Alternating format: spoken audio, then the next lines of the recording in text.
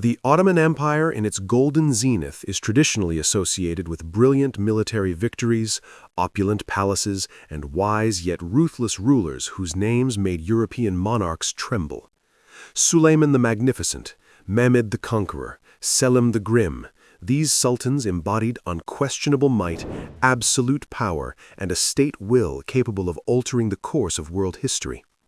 However, behind the facade of this dazzling grandeur, dark and shadowy pages were also hidden, moments when the fate of a colossal empire spanning 3 continents hung literally by a thread. By the mid-17th century, the Ottoman Golden Age had become a thing of the past, giving way to an era of palace intrigues, Janissary uprisings, bloody coups, and the so-called Sultanate of Women. It was during this turbulent period that a figure emerged onto the historical stage whose reign still evokes in historians a mixture of horror, bewilderment, and bitter sympathy. The name of this man was Sultan Ibrahim I, who entered the annals of Turkish and world history under the frightening yet telling epithet Deli, which translates to the mad.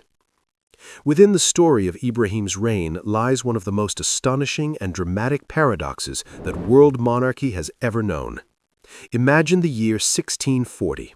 Ascending the throne is a man completely unprepared to govern a state, a man whose psyche is irreparably broken and whose horizons are limited to the walls of an isolated palace pavilion.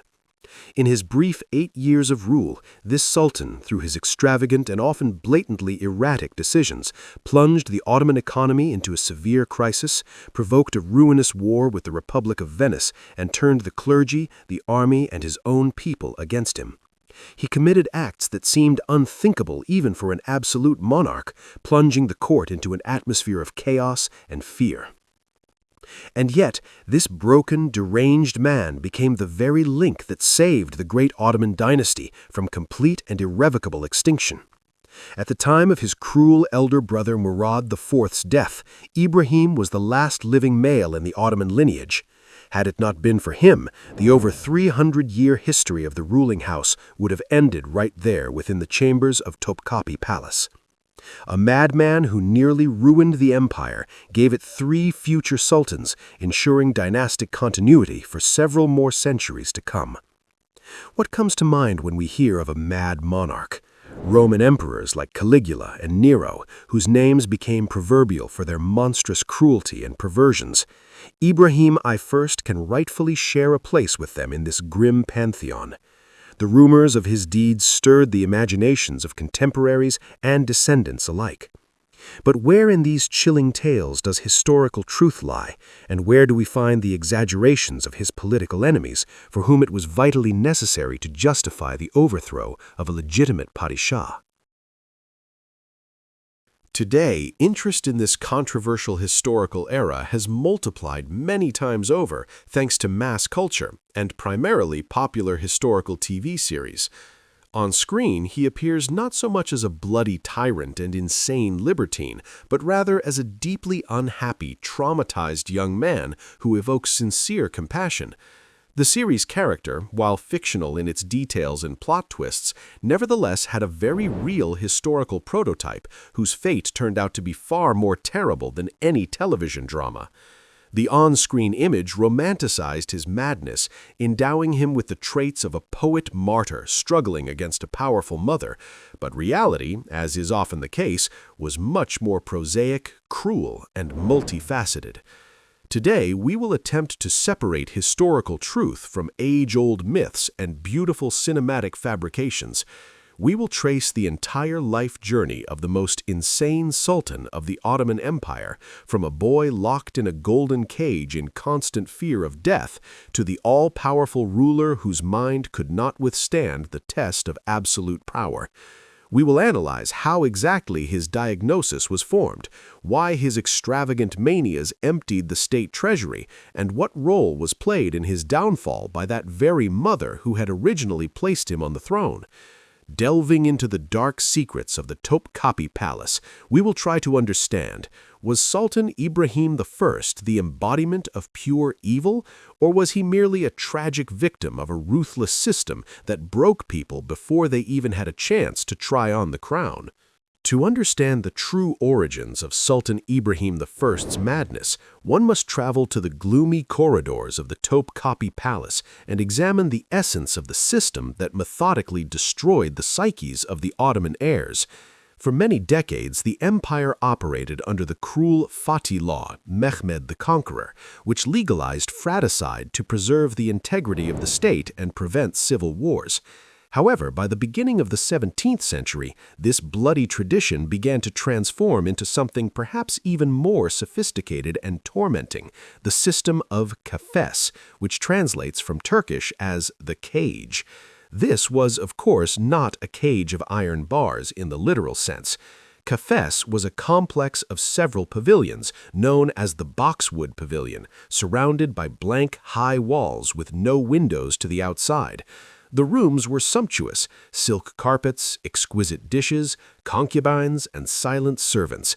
But behind this gilded facade lay a maximum security prison. The Shehzade were completely cut off from the outside world. They were strictly forbidden from receiving a state education, participating in military campaigns, communicating with officials, or even having children. Concubines were given special potions to prevent pregnancy. It was in this hermetically sealed, suffocating environment, devoid of the slightest hint of real life, that the future Padishah Ibrahim was destined to spend his best years. Ibrahim was born in 1615, the youngest son of Sultan Ahmed I and his powerful favorite and later legal wife, Kösem Sultan. When Ibrahim was still a mere infant, his father died, and a series of brutal coups began in the palace, alternating on the throne between his mentally unstable uncle, Mustafa I, and his older brother, Osman II, who was eventually savagely torn apart by a mob of rebellious Janissaries. The boy grew up in an atmosphere of endless conspiracy, betrayal, and blood. When his other older brother, the stern and merciless Murad IV, came to power, Ibrahim was permanently locked behind the heavy doors of the kafes.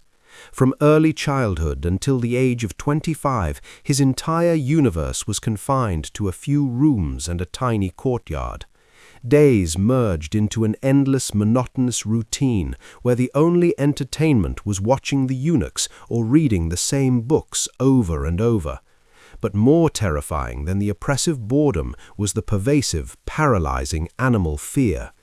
Sultan Murad IV, who ruled the empire with an iron fist, began to suffer from monstrous bouts of suspicion and paranoia over the years. As he consolidated his absolute power, he methodically began to eliminate potential rivals, his own brothers. In 1635, while celebrating a military victory in Yerevan, Murad cold-bloodedly ordered the execution of Shehzade Bayezid and Suleiman. 3 years later, the same fate befell Ibrahim's closest brother, Qasim. Ibrahim knew of these massacres. He heard the cries. He knew how the mute executioners with silk bowstrings in their hands glided silently through the nocturnal corridors of Topkapi to strangle the next victim. He understood clearly that he was the last man standing in the way of Murad's paranoid peace. Every night in the golden cage turned into an unbearable torture for Ibrahim. Any rustle outside the door, the creak of a floorboard, an unusual sound of the palace guard's footsteps, everything was instantly perceived as a signal that the executioners had come for him. Modern psychiatry would undoubtedly diagnose the young man with a severe form of post-traumatic stress disorder, compounded by sensory deprivation and chronic depression. Decades of awaiting his own agonizing death had shattered his mind more surely than any physical illness. His nervous system was exhausted to its limit. Ibrahim suffered from excruciating insomnia, for it was under the cover of night that executions were usually carried out. He experienced severe nervous breakdowns, uncontrollable hysterics, and panic attacks accompanied by suffocation, tremors, and debilitating migraines. The only thread connecting him to life was his mother, Kösem Sultan.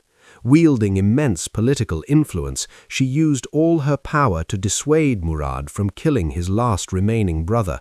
She convinced the Sultan that Ibrahim was utterly feeble-minded, pitiable, incapable of anything, and posed absolutely no political threat to the throne. This saving lie became Ibrahim's shield, but simultaneously his curse. He indeed was transforming into the cowering madman that monstrous circumstances were molding him into. By the time Murad IV lay on his deathbed in 1640, Ibrahim had already crossed that thin line beyond which irreversible personality degradation begins. The golden cage had done its work. It hadn't merely preserved his physical life, it had gutted his soul.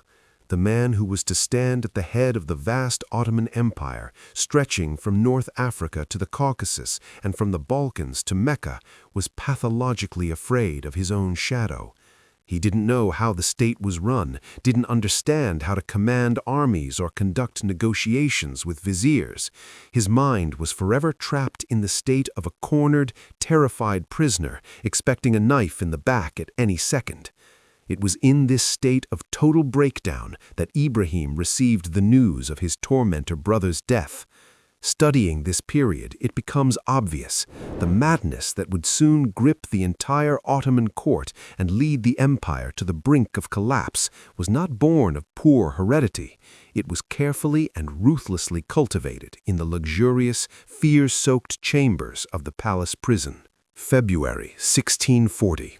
In the chambers of Topkapi Palace, Sultan Murad IV lies in his death throes. The iron tyrant who banned tobacco and coffee, who beheaded men for a careless glance, was losing the war against his own body.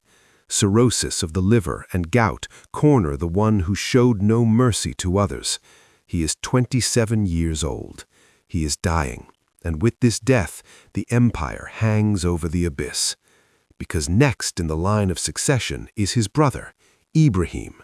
For Murad, this thought is worse than physical pain. To hand over control of the world he held in his fist to a man he himself had locked away 23 years ago in the Kafes, that same cage where heirs rotted alive to prevent them from plotting. Ibrahim is not a brother to Murad. He is a disgrace, a shadow, a simple-minded prisoner who, according to rumors, had forgotten how to speak out of fear. And Murad makes his final decision. He orders the executioners to descend into the Kafes, to strangle Ibrahim. The logic is ironclad. If the heir is a madman, it's better to end the dynasty entirely. Let power pass to distant relatives than have that take the throne. The order is given. The mute executioners, carrying silk cords, move through the corridors. The empire hangs by a thread. But there is one person who will not let that thread be cut. Kosem Sultan, the mother of both, the woman who had ruled through her sons for decades and had no intention of yielding her place to history. She harbors no illusions about Ibrahim. She knows what kind of beast the cage has made him. But if they kill him, her power dies too. Kosem throws herself in the path of the executioners, literally. With the help of her loyal guards, she blocks the corridors, bars the doors, buys time. It is a race against death, with an entire empire at stake. Murad dies first, not waiting for the executioners to carry out his order. His heart stops, and with it, the machinery of murder grinds to a halt.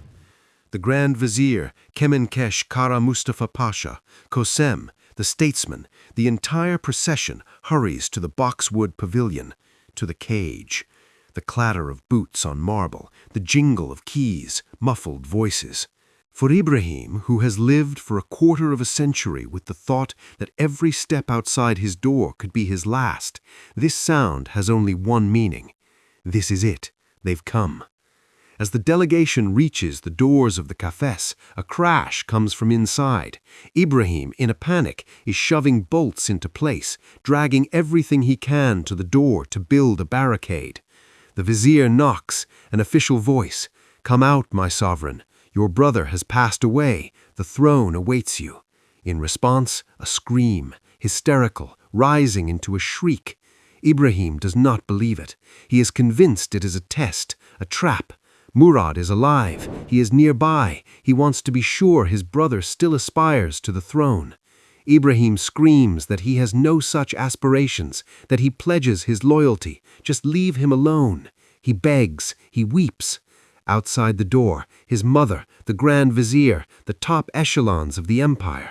They try to persuade him. He does not hear them, or perhaps he hears them too well to believe. Words are useless. Kosem understands this, and so she gives an order that could have haunted the nightmares of even the most brutal scriptwriter. Guards bring the body of Murad IV to the doors of the cafés. Recently deceased, still not cold. The doors are forced open, or rather pried apart by force, and the mother compels her son to look upon the corpse. This scene could not be invented. An emaciated, trembling man in dirty clothes, with the eyes of a hunted animal, slowly approaches the bier upon which his nightmare lies. He stares for a long time, distrustfully, checks if he is breathing, touches him, according to some sources, kicks him with his foot, according to others, touches him with his hand to be sure the body is cold. Convinced that Murad is dead, Ibrahim raises his hands to the heavens. The empire has gained a new sultan. The accession ceremony was disjointed and macabre. Before the Janissaries and statesmen stood not a sovereign, but a broken man, physically exhausted, hunched, with eyes that still searched for danger where there was none. He flinched at the cries of greeting, tucked his head into his shoulders as the sword of Osman, the symbol of power, was girded around his thin hips. He had emerged from the cage, but the cage had not emerged from him. The golden prison had kept his body, keeping his mind for itself. And the shadow of that fear, looming over the coronation, would become the foundation upon which, a few years later, something would grow that would later be called the madness of Ibrahim. In the historiography of the Ottoman Empire, the nicknames of rulers were never random labels. Suleiman forever remained Kanuni, the lawgiver. Selim earned Yavuz, the Grim. Ibrahim, however, received a brand from which centuries cannot cleanse him, Deli, the mad, the lunatic. But if one digs deeper than the medieval chronicles and looks at the Padishah not through the lens of prejudice, but with the cold optics of modern psychiatry, a picture emerges that is far more tragic and complex than just a story about a ruler with a screw loose. Ibrahim's diagnosis was not a genetic defect, not congenital schizophrenia, and not the consequences of some terrible disease that plagued European monarchs by the dozen. His madness had a clear cause, and that cause was a classic, textbook, absolute case of post-traumatic stress disorder, compounded by 20 years of total sensory deprivation. By the time the Janissaries came for him in 1640 to place him on the throne, the psyche of the 25-year-old Ibrahim resembled a scorched desert. When the source of the threat disappeared, with Murad's death, leaving Ibrahim as the last male of the dynasty, all those years of trauma came flooding out. But it was not with the grand gesture of a strong ruler, it was as a cascade of physical and mental catastrophes. The chronicles record, the young sultan was tormented by monstrous headaches. He complained of a fire inside his skull and a pressure that made his vision go dark. He was struck by sudden fainting spells, tinnitus, and attacks of wild weakness where he simply could not get out of bed. A body that had lived for 20 years in the grip of stress had finally suffered a colossal breakdown. But the physical symptoms were just the beginning. The real complications were the emotional mood swings that turned governing an empire into a lottery. Ibrahim suffered from panic attacks so severe he would curl up in a corner of his chambers, sob, and refuse food, suspecting poison in every morsel. An hour later, a wave of aggression would wash over him. A sideways glance from a servant or a poorly chosen word from a vizier would send the sultan into a rage, and he would order beheadings. The most terrifying part for the courtiers was that a few hours later the episode would end. Ibrahim would genuinely not understand where that official had gone and would demand they be summoned for a meeting, having completely forgotten the order for their execution. The palace doctors were baffled. Bloodletting, leeches, calming herbal mixtures, opium tinctures, nothing worked. To make matters worse, Ibrahim developed psychological impotence. For a dynasty that depended on a single man, this was a death sentence. And that's when his mother, the legendary Kösem Sultan, entered the fray, a woman who was intelligent, ruthless, and pragmatic. Realizing that science was powerless, she opened the gates of Topkapi Palace to anyone who promised a miracle, and the miracle arrived in the form of a provincial preacher and occultist known by the nickname Chinchi Hoja. His real name was Hussein Effendi, but he went into history as the charlatan who cured a madman with magic. Chinchi Hoja did not ply the sultan with herbs. He made a brilliantly cunning move. He explained to Ibrahim that he was not ill. He told him that his fears and weakness were not a rotten psyche, but the machinations of enemies, black magic, jinns, and evil spirits sent by his foes. For Ibrahim, this was a revelation and manna from heaven. The burden of responsibility for his own madness was lifted from him. He was not being treated, he was being purified. Chinchi Hoja took up residence in the Padishah's chambers. He recited incantations, chewed herbs, blew smoke, and wrote amulets that the Sultan wore on his body without ever removing them. And oh wonder, the placebo effect worked.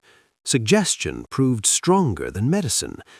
By hammering into Ibrahim's mind the idea that the jinn were banished and that he himself was under protection, the charlatan indeed relieved the acute attack of fear. The Sultan's virility returned. What was the price? Chinchi Hoja received everything: palaces, lands, unimaginable wealth, and the highest judicial post in Anatolia.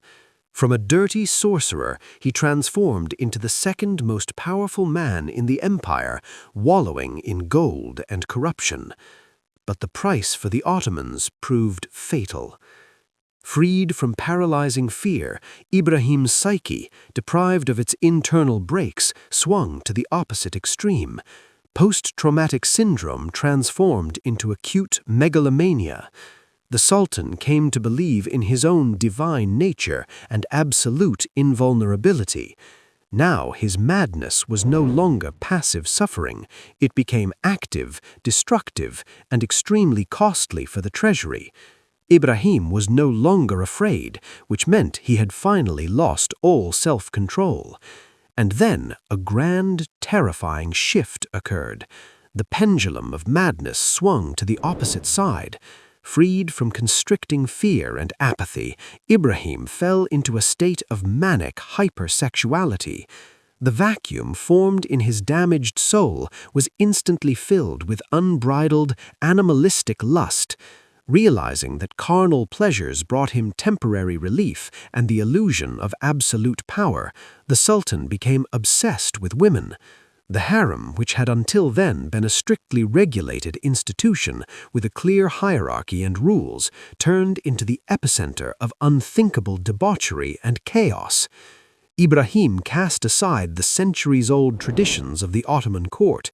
While his ancestors usually had one or two favorites, Ibrahim immediately acquired 8 official Hasiki wives and an uncounted number of concubines, demanding that new girls be brought to him almost every day. The Sultan no longer limited himself to the slave market. His servants scoured all of Istanbul seeking out beautiful daughters of citizens and, disregarding all rules of propriety, took them to the palace by force or bribery. The harem grew to an incredible, absurd size, absorbing colossal sums from the state treasury. To many of his favorites, the mad Padishah granted fabulous wealth, palaces, jewels, and revenues of entire provinces. He showered them with gold so generously that the once richest treasury of the empire began to empty at an alarming rate. Nevertheless, the initial state goal was achieved. In 1642, the Sultan's beloved concubine, Turhan Sultan, gave birth to his firstborn, Shahzadeh Mehmed, the very same who would go down in history as the future Sultan Mehmed IV, the Hunter.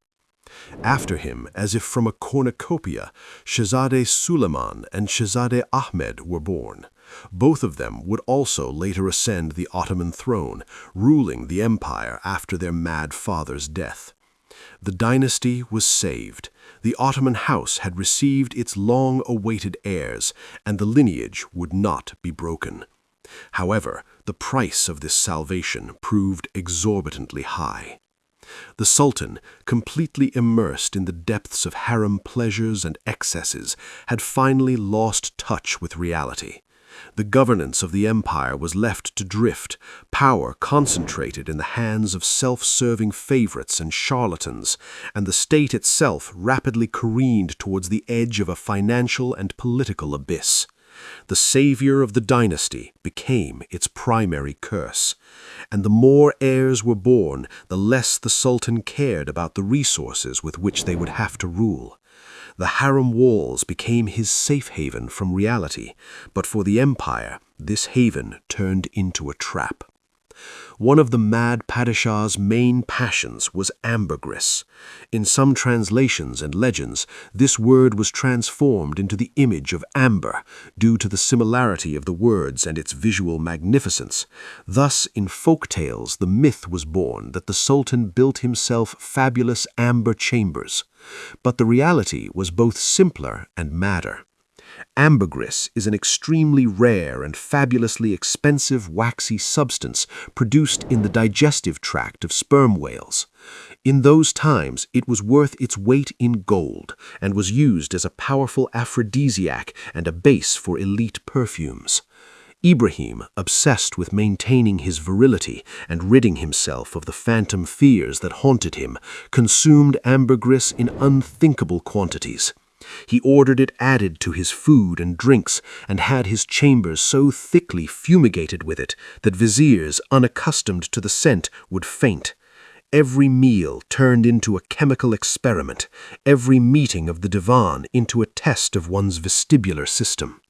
The Sultan bought up not only the ambergris itself, but also precious amber, ordering it to be inlaid into walls, furniture, and even dishes, creating within the Topkapi Palace a semblance of those fabled amber rooms, where the warm light of the stone was meant to soothe his tormented nervous system. However, the true symbol of his insane extravagance became a manic obsession with sable fur. Ottoman legends tell that one night, suffering from another bout of insomnia, Ibrahim summoned an old storyteller. The woman, perhaps seeking to entertain the ruler or simply while away the night, told him an ancient tale of a mythical king so wealthy and powerful that his entire palace, from floor to ceiling, was lined with precious sable fur. For a normal person, this would have been a beautiful metaphor, a symbol of absolute luxury. But the childish, damaged mind of the Sultan could not separate metaphor from reality. Ibrahim was profoundly shaken. He immediately declared that since he was the ruler of half the world, his palace should not merely match the chambers of that fairy tale king, it had to surpass them. From that moment on, life in the Ottoman Empire turned into a surreal nightmare. The Sultan issued an unprecedented decree introducing a so-called sable tax. Sables were hunted in distant northern forests in the vast lands of the Tsardom of Muscovy. Thousands of kilometers of caravan routes, perils, duties, the greed of intermediaries, all of this made each pelt an item of astronomical value. Prices skyrocketed, and the state treasury, meant to fund the army and navy, was drained in an instant. All available funds were funneled into purchasing furs from Russian merchants and European middlemen. The scale of this fur frenzy was staggering to the imagination and an insult to common sense. Ibrahim ordered the walls, ceilings, floors, doorways, and window frames of his private quarters to be upholstered in sable. What was a metaphor for ultimate luxury in fairy tales became, in the hands of a madman, a literal design choice. Fur cushions, sofas, and even the horse-drawn carriages used by his countless concubines. European diplomats left memoirs describing how, upon entering the audience hall, they could barely distinguish the figure of the Sultan on his throne. He was so swathed in furs, despite the room's temperature nearing tropical. His obsession was so great that the French nicknamed him the fou de fureur, the fur madman. Sultan Ibrahim I's madness was not limited to a manic passion for sable pelts and the tons of ambergris with which he fumigated his chambers, making the servants dizzy. The Padishah's shattered psyche, infantile and eternally hungry for new stimuli, demanded ever stronger sensations. The harem grew to an incredible size. Historians still debate whether Ibrahim had 280 concubines or over 300. But satiety cannot be cured by quantity.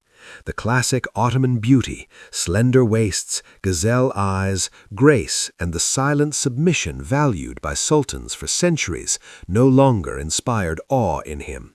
He needed something hypertrophied, something beyond any aesthetic norm, something that could break through the armor of his numbed mind. Ibrahim devised a new criterion for selecting his harem, a criterion that shocked even his most seasoned, world-weary courtiers. He ordered them to find the fattest woman in the empire. This was not a fleeting whim like, "Bring me that, I don't know what." It became the #1 state priority. The Sultan's emissaries were dispatched to the Balkan provinces, to the Anatolian villages, and to the slave markets. High-ranking officials, instead of collecting taxes or fortifying borders, scoured the bazaars with a single mission: to seek out women of truly immense proportions. It was, to say the least, quite a sight. Representatives of the great empire would prod candidates, estimate their weight by eye, and send couriers back to Istanbul with reports on the progress of this special assignment. Soon the search proved successful. A young woman was brought to the capital, according to various accounts of Armenian or Georgian origin, whose size amazed even the most cynical members of the court. Around 150 kilograms of pure flesh, a monumental figure that would have taken any ordinary man's breath away. But upon seeing her, Ibrahim fell into a state of pure ecstasy. In this boundless mass, he found the very tactile comfort he sought, the same comfort previously provided by piles of sable furs. For the former prisoner of the cage, this giant body became a living bastion, protecting him from a hostile world. He immediately made her his chief favorite and gave her the nickname Shadowy. From that moment on, she became the most important person in the Sultan's life. He showered her with unimaginable riches, palaces, chests of jewels, fertile lands, carriages upholstered in gold. Contemporaries watched in horror as the Padishah spent all his days with her, completely ignoring state affairs, forgetting his other wives and the mother of his children. Shadowy quickly grasped the power that controlling this madman's body gave her, and she began to trade on that power openly. She became the epicenter of corruption in the empire. High dignitaries, hoping to secure a lucrative post or simply keep their heads, would line up at her eunuch's doors with bulging purses. For bribes, she would convince Ibrahim to appoint the right people as governors, judges, and even viziers. Alongside the charlatan Jinji Hodja, who had once cured the Sultan of impotence, she formed a shadow cabinet that ran the state, systematically plundering whatever remained in the treasury. Ibrahim believed her every word, like a child trusting its mother. The waters of the Bosphorus have always known how to keep secrets. This strait is the perfect undertaker.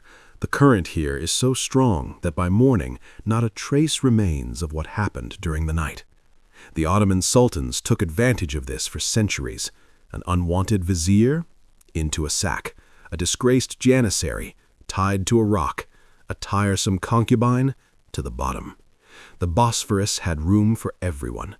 But what is attributed to Ibrahim I goes beyond even Ottoman standards of palace intrigue. The story of the drowned harem sounds so outrageous that it has been retold for 4 centuries, and with each retelling it acquires new, horrifying details. The essence of the legend is this.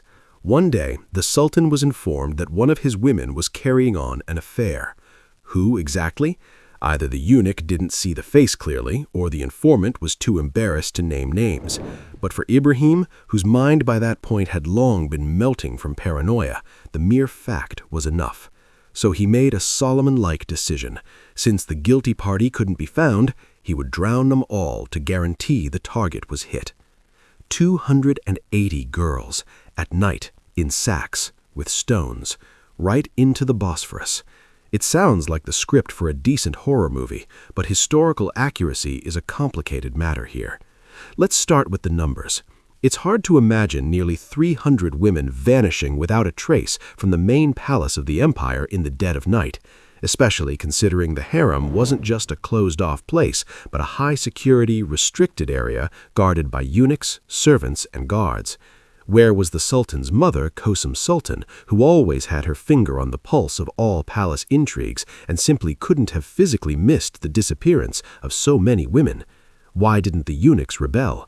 For them, the concubines weren't just charges, they were a source of influence and income. And most importantly, why would Ibrahim kill everyone when the problem could have been solved much simpler? He could have just drowned a couple of suspects as a warning, and the rest of the harem would have turned in the guilty party themselves, just to save their own skins.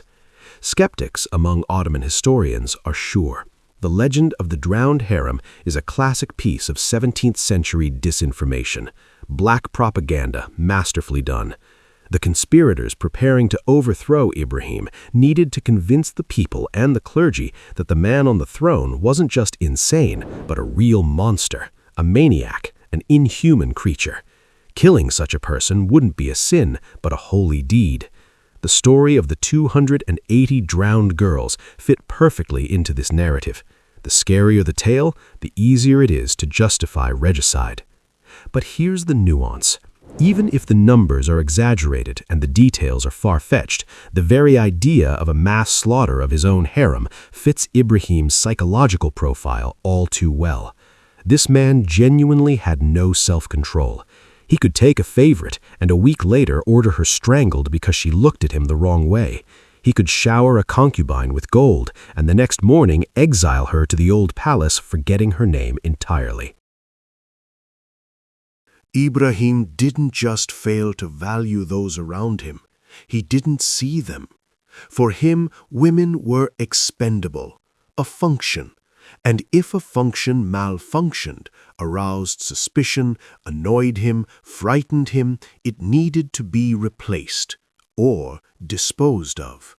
Could he have given the order to drown a dozen or 2 concubines suspecting treachery? Absolutely. Could he have ordered them all drowned just to be sure? Given his diagnosis, it can't be ruled out. So the truth about the drowned harem will forever remain at the bottom of the strait, along with the bones of those whom history did not preserve. Whether there were 280 of them or 28, for Ibrahim himself it made no difference. He never remembered faces anyway. For a long time, the madness of Sultan Ibrahim I remained an internal tragedy, hidden behind the high walls of Topkapi Palace. His extravagant whims, his manic obsession with concubines, sable furs, and the scent of ambergris depleted the state treasury, but they had not yet jeopardized the very existence of the vast empire on the international stage. However, the historical paradox of an absolute monarchy is that a ruler's severe mental disorder will inevitably, sooner or later, spill out beyond his private chambers, turning into a catastrophe for millions of subjects. Ibrahim's inability to adequately assess reality, his morbid irascibility, and his complete failure to grasp the fundamentals of geopolitics ultimately plunged the Ottoman Empire into one of the most protracted, ruinous, and bloody conflicts in its history, the Cretan War. The events that became the fateful casus belli unfolded in the autumn of 1644. A large Ottoman galley departed from Istanbul, bound for Egypt. On board were noble pilgrims heading to Mecca, immense wealth, and high-ranking officials of the imperial court. In the Aegean Sea, this heavily laden ship was attacked by a squadron of Knights Hospitaller from the island of Malta. When news of the attack on the imperial ship and the death of his close associates reached Istanbul, Sultan Ibrahim's reaction was truly terrifying. His damaged psyche, which knew no middle ground, erupted in a fit of uncontrollable, destructive rage. Ibrahim perceived this not as a routine incident with pirates, but a profound personal insult. Completely ignoring the fact that Venice officially maintained neutrality and bore no direct responsibility for the actions of the independent Knights of Malta, the Sultan ordered a declaration of war on the Serene Republic and the immediate seizure of Crete. In the spring of 1645, a gigantic Ottoman armada landed troops on Crete. Thus began the exhausting Cretan War, which would last a grueling 24 years and become a meat grinder for the Ottoman army. And while the Turks managed to capture the important fortress of Chania in the initial stages, the conflict soon descended into a bloody stalemate. The Venetian fleet, significantly superior in tactics and maneuverability, blockaded the strategically vital Dardanelles Strait. The pride of the Islamic world, splendid Istanbul, found itself cut off from maritime food supplies. Bread prices skyrocketed, and a real famine began in the capital. At this critical moment, when victory demanded the maximum concentration of all the state's forces and resources, the internal paralysis of the Ottoman authority reached its peak.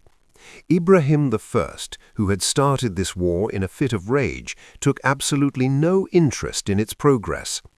While Janissaries were dying by the hundreds in the trenches on Crete from bullets, malaria, and dysentery, and the fleet was suffering humiliating defeats at the hands of the Venetians, the Sultan continued to spend the empire's last gold reserves on purchasing sable furs to upholster his walls and building new palaces for his concubines. The governance of the state had turned into a surreal farce. Grand viziers changed with kaleidoscopic speed. The moment an official tried to point out the empty treasury or the need to cut harem expenses, he would immediately lose his head. The sale of state and military positions reached unprecedented proportions. Command of the armies and fleet was given not to talented generals, but to those who offered the biggest bribe. As a result, rampant theft flourished. Funds allocated for gunpowder, sales, and soldiers' pay ended up in the coffers of the palace clique. The Cretan adventure was the very spark that ignited the powder keg of popular and military anger. The Janissaries, who hadn't received their pay for months, embittered by the endless war and famine, began to openly grumble. The streets of Istanbul filled with beggars, refugees, and war invalids. The highest Muslim clergy, witnessing the absolute moral decay of the court and the desecration of Sharia law by corrupt judges, turned away from the Padishah. The state was bursting at the seams.